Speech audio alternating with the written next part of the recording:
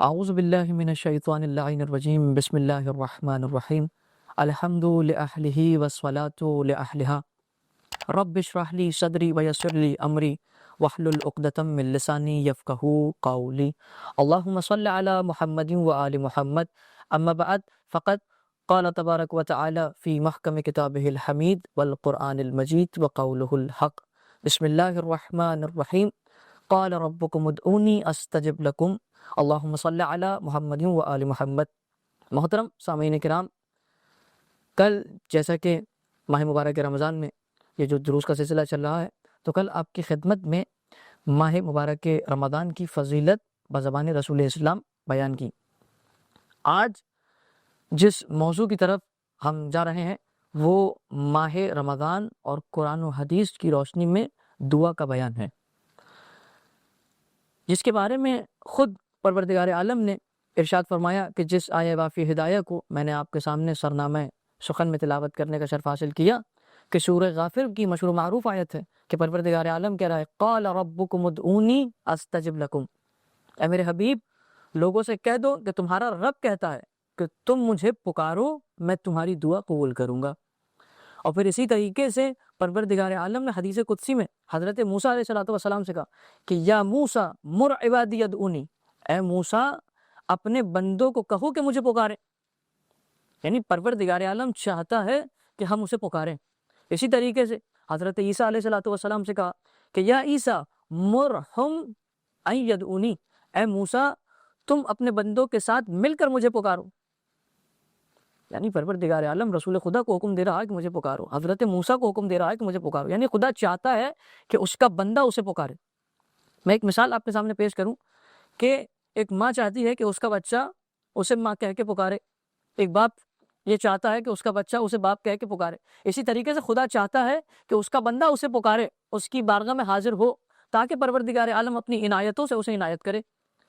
آپ نے دیکھا مگر ان دونوں میں ایک فرق ہے۔ دیکھیے،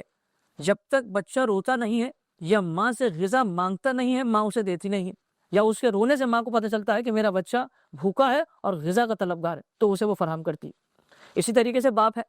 اگر آپ اپنے والد محترم سے کوئی چیز طلب نہیں کرتے، وہ خود سے نہیں دیتے۔ بعض اوقات ایسا ہوتا ہے کہ وہ آپ کی سمجھ سے پہلے آپ کو دے دیتے ہیں، مگر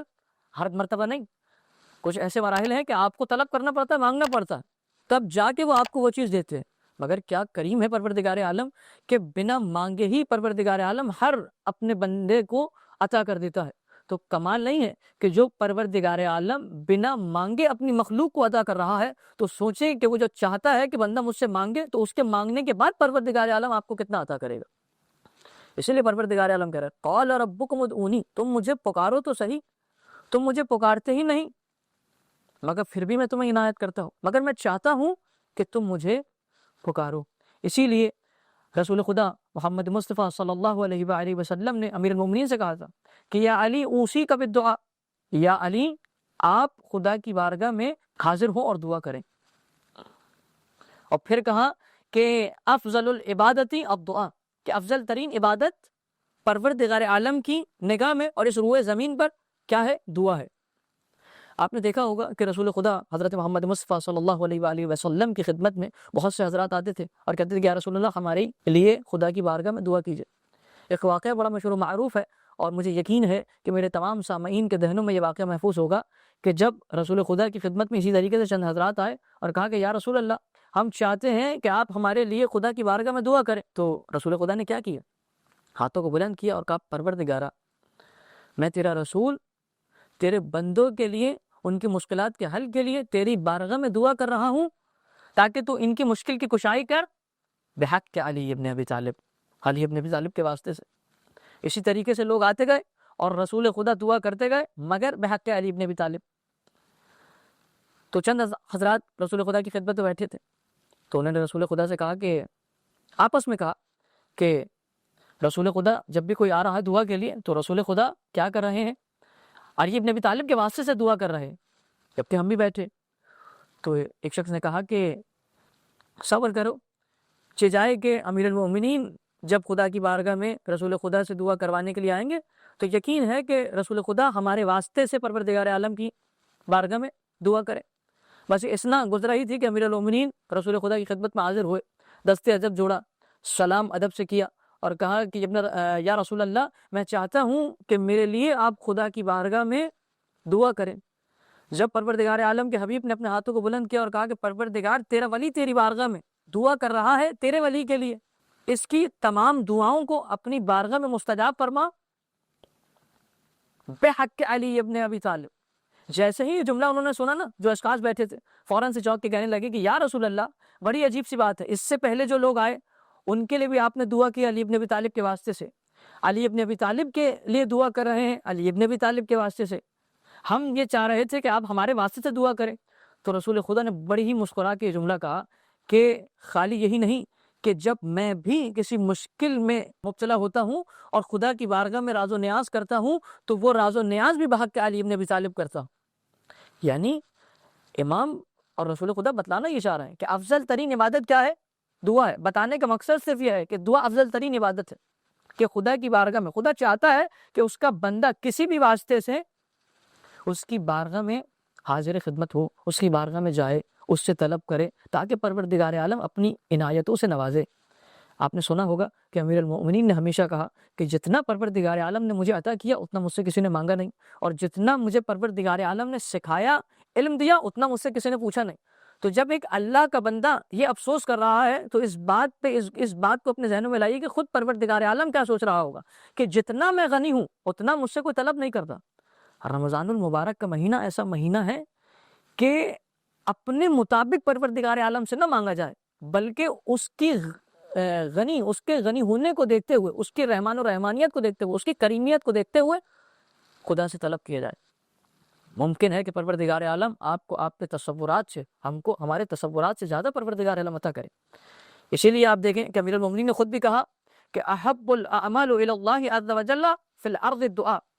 کہ روئے زمین پر پروردگار عالم کا محبوب ترین عمل دعا ہے۔ کیوں؟ اس لیے کہ دعا راستہ ہے پروردگار عالم سے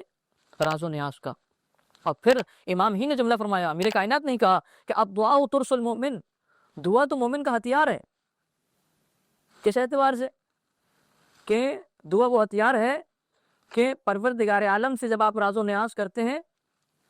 اور خشوع و خضوع کے ساتھ کرتے ہیں، پروردگار عالم اس دعا کو مستجاب کرتا ہے۔ آپ دیکھیں کہ جب امام زین العابدین علیہ الصلوۃ والسلام کربلا سے مدینے کی طرف واپس پلٹے تو امام نے کیا کیا کہ جب یزید نے امام کی طرف قافلہ بھیجا اور کہا کہ امام زین العابدین سے بیعت طلب کر کے آؤ، تو امام نے کیا جملہ کہا؟ امام نے کچھ نہیں، نہ تلوار اٹھائی، علی کے بیٹے تھے، چاہتے امام تلوار اٹھاتے، خود بھی علی ہیں، امام چاہتے تو سر قلم کر کے بھیج سکتے تھے، مگر نہیں، امام نے دعا کو اپنا ہتھیار بنایا اور اس طریقے سے لوگوں کو، مومنین کو دعا تعلیم کی کہ آج آپ دیکھیں کہ ایک مجموعہ کہ جیسے صحیفہ سجادیہ کہا جاتا ہے، ہم تمام شیعان حیدر کرار کے گھر میں موجود ہے۔ یہ ہتھیار ہے امام زین العابدین علیہ الصلوۃ والسلام کا۔ اسی طریقے سے خالی امام زین العابدین نہیں، آپ دیکھیے جناب فاطمہ الزہرا کا صحیفہ، خود بعد رسول جب علی ابن ابی طالب کے حق کو غصب کیا گیا اور امام علی نے اپنے حق کو نہ پایا تو امام نے کیا کیا؟ امام نے تلوار نہیں اٹھائی، امام نے دعا کو اپنا ہتھیار بنایا۔ اسی لیے امام کی بڑی مشہور و معروف دعا کہ جو حضرت کمیل کو امام نے تعلیم دی، دعائے کمیل جسے کہا جاتا ہے، آپ اس کے جملے یقیناً پڑھتے ہوں گے اور ہر جمعرات کو اسے پڑھتے ہوں گے، اور چاہیے کہ ہر جمعرات کو اسے پڑھا بھی جائے، خصوصاً ماہ مبارک رمضان میں، اور شب 18، 19 اور 20 دعائے کمیل کو پڑھیں۔ امام کے جملے کہ جب انسان اسے ادا کرتا ہے کہ امام کہتے ہیں کہ ظلمت نفسی، امام ابن المؤمنین کہہ رہے ہیں، حضرت کمیل کو تعلیم کر رہے ہیں، یعنی جب یہ جملے آپ پڑھتے ہیں تو انسان کے رونگٹے کھڑے ہو جاتے ہیں، انسان برداشت نہیں کر پاتا کہ امیر المؤمنین خدا کی بارگاہ میں کس طریقے سے نیاز و نیاز کر رہے ہیں۔ وہ بندہ کہ جسے پروردگار عالم نے ولی اللہ بنایا ہے، کہ جس کے بازوؤں کی طاقت کو پروردگار عالم نے اپنی طاقت قرار دیا، جب وہ پروردگار عالم کی بارگاہ میں اس طریقے سے راز و نیاز کر رہا ہے کہ انسان جب اس جملوں کو پڑھتا ہے تو رونگٹے کھڑے ہو جاتے ہیں، تو کمال یہ ہے کہ جب اسی کے ماننے والے جب اس کی پروردگار عالم کی بارگاہ میں جائیں تو راز و نیاز کرنے کا طریقہ یہ ہونا چاہیے کہ امیر المومنین خوش ہو، خدا راضی ہو۔ اور دیکھیں ماہ مبارک رمضان کا مہینہ ہے، جس قدر ہو سکے پروردگار عالم کی بارگاہ میں حاضر ہو۔ امام چاہتے ہیں کہ بندہ اس کے خدا کی بارگاہ میں حاضر ہو۔ میں دعا کروں گا پروردگار عالم سے کہ پروردگار عالم ہمیں توفیق عنایت یہ فرما کہ ہم خدا کی بارگاہ میں اسی طریقے سے راز و نیاز کر سکیں۔ انشاءاللہ تعالیٰ کل آپ کی خدمت میں اسی درس کو آگے بڑھاتے ہوئے شرائط قبولیت دعا کو بیان کیا جائے گا۔ آپ بہشت ٹی وی کے ساتھ اسی طریقے سے جڑے رہیے۔ دعا ہے پروردگار عالم سے کہ پروردگار عالم ہماری تمام دعاؤں کو پروردگار عالم کی بارگاہ میں شرف قبولیت عنایت فرمائے۔ ربنا تقبل منا انک انت السمیع العلیم برحمتک یا ارحم الراحمین، والسلام ورحمۃ اللہ۔